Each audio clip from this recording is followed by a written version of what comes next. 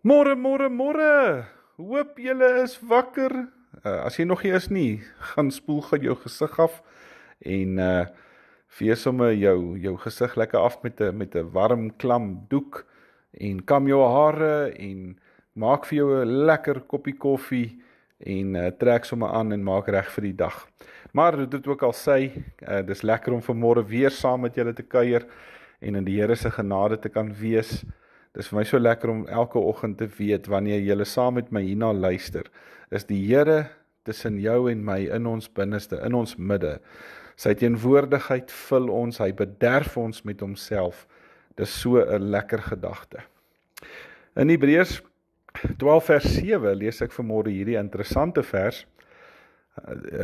Die skrywer sê, verdra die tug as opvoeding, want God behandel julle as sy kinders. Die tug is opvoeding, die tug is nie straf nie. Die tug is opvoeding, want dis hoe God sy kinders behandel. Sjoe. Weet julle, dit laat my dink aan Lukas 13, daar van vers 6 tot 9, dan lees ons van 'n vyeboom, 'n eienaar wat na 'n vyeboom toe kom, en na 3 jaar gaan soek hy vrug, maar hy vind nie vrugte op die boom nie. Dan roep hy die tuinier, en dan sê hy vir hom, kap hierdie boom uit.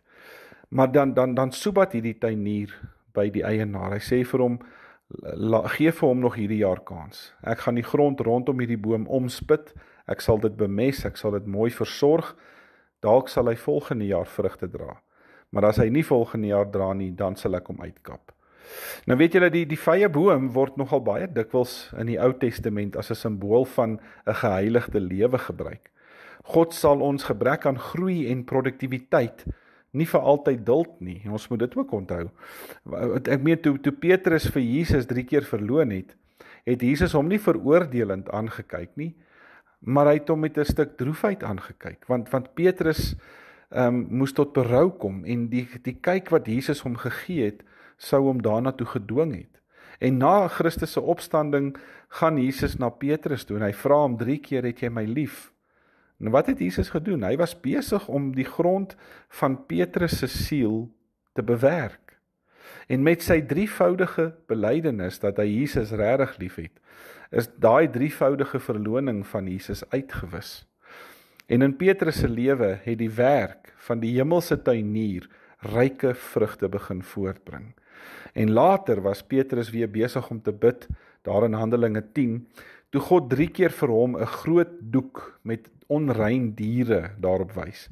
En Petrus was baie bevooroordeeld net teenoor die nie-Jode, maar met die neerlaat van hierdie onrein voedsel was Jesus besig om die diepe grond van Petrus se lewe te bewerk, om sy uitsig te gaan verbreed, dat die evangelie ook die heidense wêreld insluit.